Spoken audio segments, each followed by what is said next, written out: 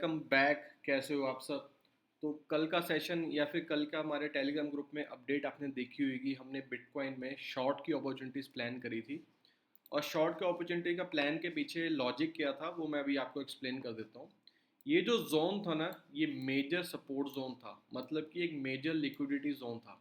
जैसे ये ब्रेक होता है, हमने इसके रीटेस्ट होने का वेट किया। रीटेस्ट होने के बाद जब इसने चौक किया, चौक के बाद जब रीटेस्ट हुआ, हमने यहाँ पे शॉर्ट की एंट्री प्लान करी थी और स्टॉप लॉस बहुत छोटा था हमारा, सिर्फ 300 पॉइंट्स का। 300 पॉइंट के स्टॉप लॉस से हमने ऑलमोस्ट 600 पॉइंट्स टारगेट किए थे और उसने उससे भी ज़्यादा दिए थे, ऑलमोस्ट ऑलमोस्ट 800 पॉइंट के आसपास। अब कल की ब्रेकडाउन के बाद मार्केट टोटली साइडवेज हो चुकी है और कल वेडनेसडे है। कल कोई ना कोई डाटा रिलीज होगा यूएस सेशन में। तो आज के दिन मुझे लगता नहीं कोई अभी मूव आना होगा, क्योंकि अभी यूएस सेशन ओपन है। अगर मूव आना होता तो अभी आ जाता। तो अब देखते हैं। फिलहाल हमने इथेरियम में, पहले मैं बिटकॉइन का समझाता हूँ। बिटकॉइन में हमें फ्रेश प्लान अब क्या करना है, जब तक ये जोन ब्रेक डाउन नहीं होता तब तक हमें फ्रेश शॉर्ट की अपॉर्चुनिटीज प्लान नहीं करनी है। क्यों? क्योंकि अब मेजर सपोर्ट जोन बिटकॉइन का ये वाला बन चुका है। मार्केट पहले भी जब जब यहाँ पे आई है तो एक बड़ा बाउंस बैक हमें देखने को मिला है बिटकॉइन में। देख सकते हो, एक बार, दो बार, तीन बार, चार बार। और कल के दिन भी मार्केट ने यहीं से बाउंस बैक लिया, यहीं से सपोर्ट ली। तो हमारे लिए मेजर सपोर्ट जोन अब कौन सा हो चुका है बिटकॉइन के लिए? 63,700 और 63,800।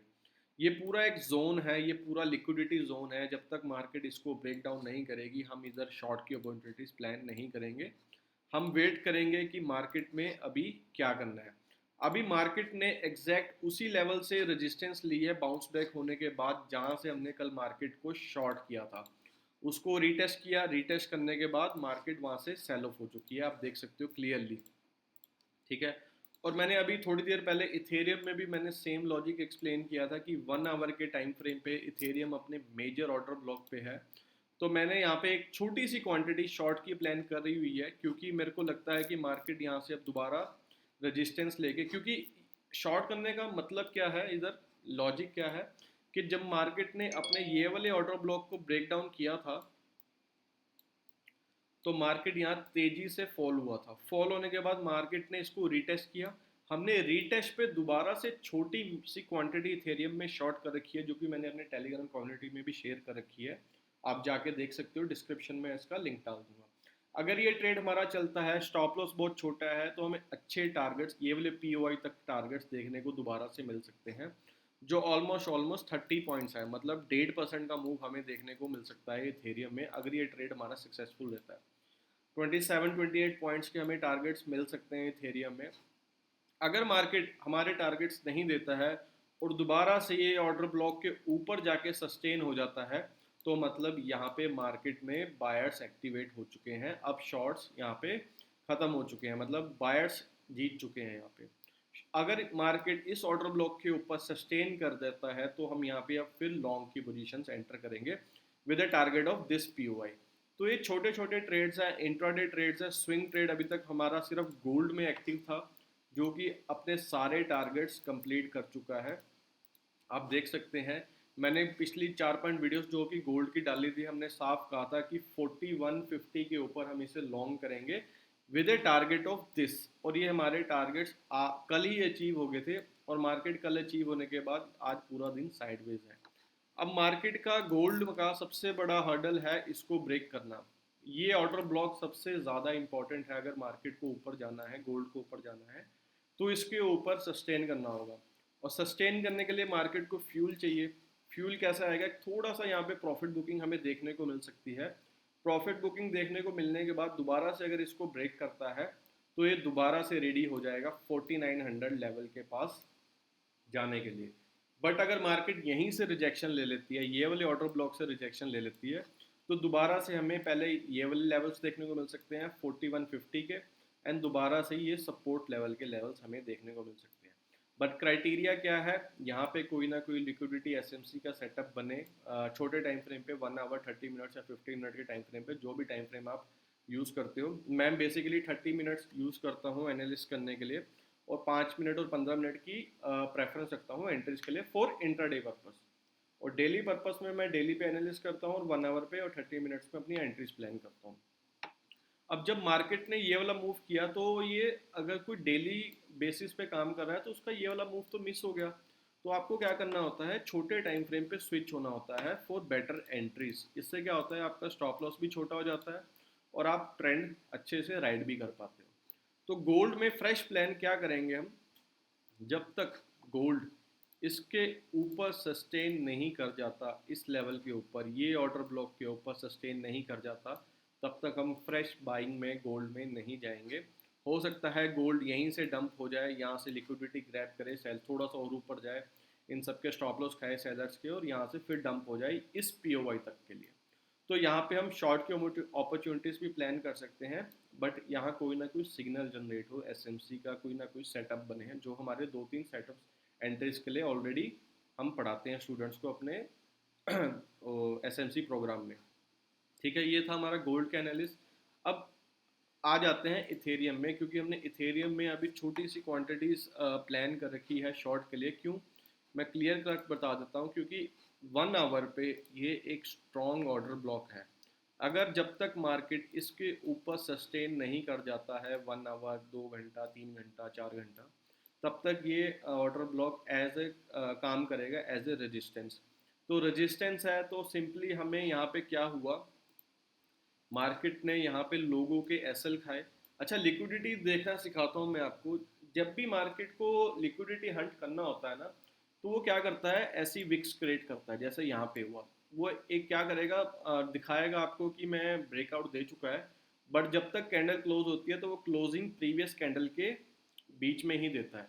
तो दिस इज ए साइन कि ये लिक्विडिटी हंट था, ये एक ट्रैप था बुलिश को। जो लोगों ने यहाँ से बाय किया उनको लगता है कि मार्केट में ये रेजिस्टेंस ब्रेक हो चुकी है, अब ये वाले पीओआई तक जा सकता है मार्केट। नहीं, ये उनको लालच दे रहा था कि मैं अपना रिवर्सल दे रहा हूँ, आप अपनी पोजीशंस क्रिएट कर लीजिए, बट अब देख लेना मार्केट इस ऑर्डर ब्लॉक से डंप हो जाएगा इस सपोर्ट के लिए।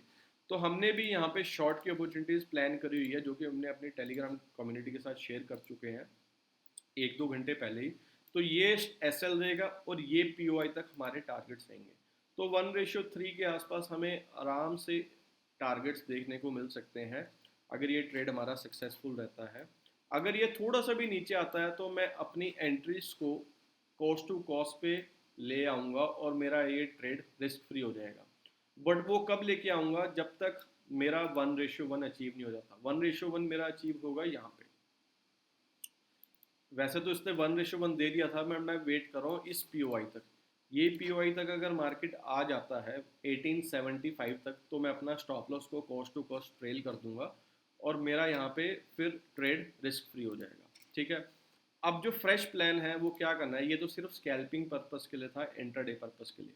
डेली टाइम फ्रेम पे आ जाते हैं कि वही सेम जो लास्ट वीडियो में मैंने आपको बताया था कि जब तक ये ऑर्डर ब्लॉक, ये रेजिस्टेंस ब्रेक नहीं हो जाती, तब तक हमें नए फ्रेश बाइंग की पोजीशंस यहाँ पे एक्टिव नहीं करनी है अपनी, क्योंकि ये बहुत ज़्यादा स्ट्रॉन्ग रेजिस्टेंस एरिया है। मार्केट ने जब इसको ब्रेक किया था तो काफ़ी बड़े मोमेंटम और रेड कैंडल के साथ ब्रेक किया था।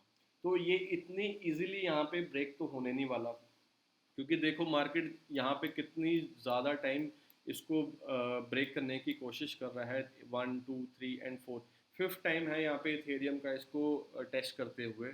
अगर ये फेलियर होता है और ये वाला सपोर्ट जोन ब्रेकडाउन होता है, तो हमें यहाँ तक के टारगेट्स इथेरियम के देखने को मिल सकते हैं, जो कि है 1700।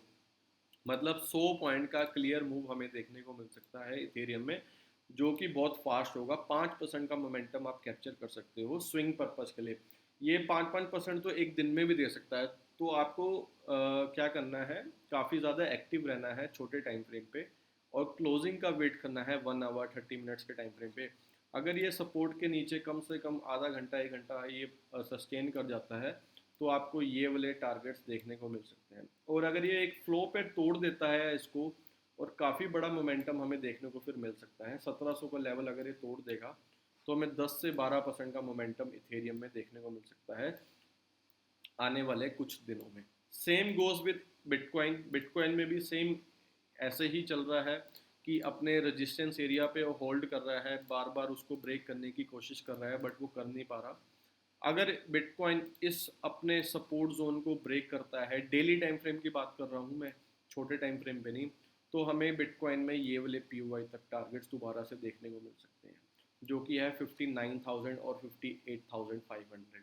तो आपको काफ़ी ज़्यादा एक्टिव रहना पड़ेगा, मॉनिटर करना पड़ेगा बिटकॉइन और इथेरियम को, अगर आपको इसमें ट्रेड करना है। वैसे तो मैं अपनी टेलीग्राम कम्युनिटी में इसको शेयर कर देता हूँ, जैसे कि मैंने अभी इथेरियम का चार्ट शेयर कर रखा है कि इथेरियम एक स्ट्रॉन्ग ऑर्डर ब्लॉक के पास आके सस्टेन कर रहा है। अगर ये ऑर्डर ब्लॉक काम कर जाता है तो हमें काफ़ी अच्छे टारगेट्स हमारे आज ही इथेरियम में देखने को मिल सकते हैं, जो कि 20 से 30 पॉइंट के हो सकते हैं। 20-30 पॉइंट इथेरियम के लिए कुछ भी नहीं है, क्योंकि जब इथेरियम गिरता है तो कम से कम 3-3, 4-4% एक फ्लो में गिर जाता है। ठीक है, तो बिटकॉइन, गोल्ड या कोई भी क्रिप्टो में अगर आप काम कर रहे हो तो इतनी वॉलेटिलिटी इसमें एक्सपेक्टेड होती है। तो अपना स्टॉप लॉस, अपना मनी मैनेजमेंट, कैपिटल मैनेजमेंट करके चलिए। ऐसा ना हो कि एक ही ट्रेड में आप अपना कैपिटल वाइप आउट कर लीजिए। लेवरेज बहुत कम कीजिए, लीजिए। कम से कम सिर्फ 20 या 25x से ज़्यादा लेवरेज लोगे तो वो आपके कैपिटल वाइप आउट होने के चांसेस ज़्यादा रहेंगे।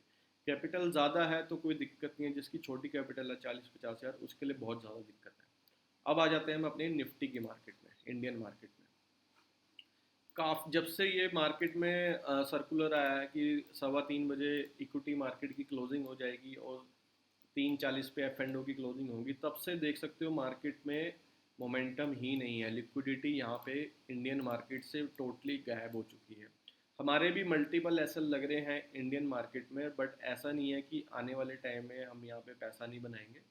कोई ना कोई नया सर्कुलर आता है मार्केट में, तो इसको अडेप्ट करने में मार्केट में टाइम लगता है, कि समझने में टाइम लगता है। तो रिटेल ट्रेडर्स के लिए ज़्यादा नुकसान है यहाँ पे, क्योंकि वो पार्टिसिपेट नहीं कर पा रहा है, क्योंकि ट्रेडिंग आवर्स कम हो चुके हैं, ज़्यादा नहीं, 15-20 मिनट। बट फिर भी लिक्विडिटी यहाँ से कहीं ना कहीं हमें गायब होती हुई दिखी हुई है। देखो मार्केट आज एक फ्लो में गिरता है, ठीक है, और वहाँ पे टोटली साइडवेज हो जाता है मार्केट। इस जोन में आप क्या ट्रेडिंग कर पाओगे इस साइडवेज जोन में? तो ये तो टोटली टाइम वैल्यू डिके वाला काम यहाँ पे शुरू हो जाता है, जिसे कहते हैं थीटा डिके या टाइम वैल्यू डिके।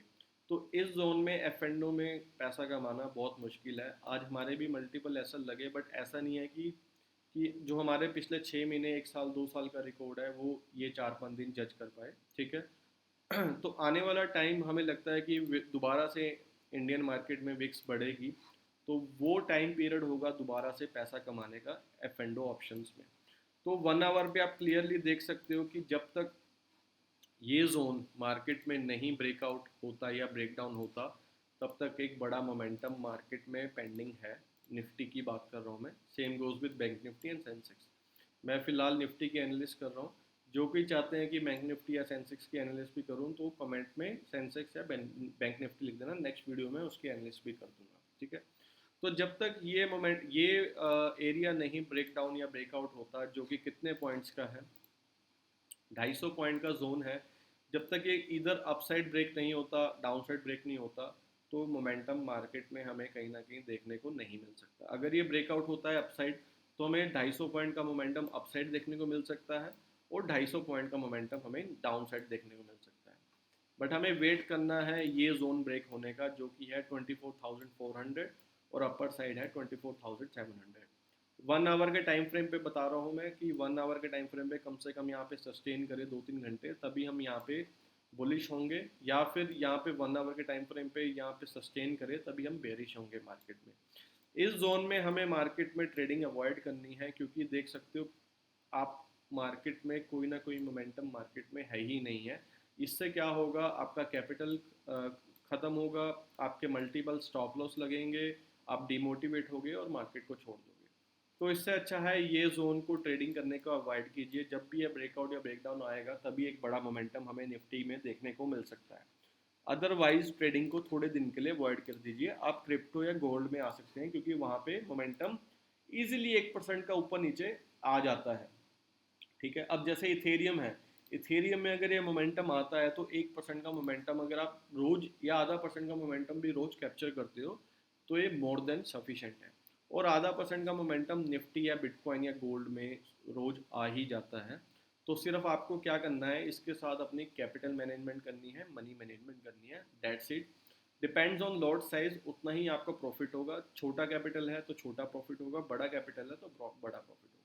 अगर आप रोज़ आधा परसेंट या बिटकॉइन में या आधा परसेंट इथेरियम में भी रोज़ कैप्चर करते हो प्रॉफिट के चक्कर में, तो आप अच्छा पैसा बना सकते हो, क्योंकि यहाँ पे लेवरेज बहुत ज़्यादा मिलती है। आपको 200x की लेवरेज भी यहाँ पे अवेलेबल है, बट वो सिर्फ किन के लिए कामयाब है, जो कि प्रॉफिटेबल है मार्केट में और जिनको टेक्निकल एनालिसिस या मार्केट की नॉलेज सबसे ज़्यादा है। अगर आप बिगनर हो तो 20x की लेवरेज मोर देन इनफ है, इससे ज़्यादा आपके लिए डिसएडवांटेज है लेवरेज का। ठीक है। अगर कोई भी डाउट है, अगर आप कोई भी एसएमसी का टॉपिक सीखना चाहते हो, एसएमसी सीखना चाहते हो हमसे, तो मैं व्हाट्सएप नंबर डिस्क्रिप्शन में छोड़ दूंगा, आप हमसे कांटेक्ट कर सकते हैं। और आप हमारी टेलीग्राम कम्युनिटी के साथ जुड़ना चाहते हैं तो उसका डिस्क्रिप्शन में भी लिंक डाल दूंगा। Thank you.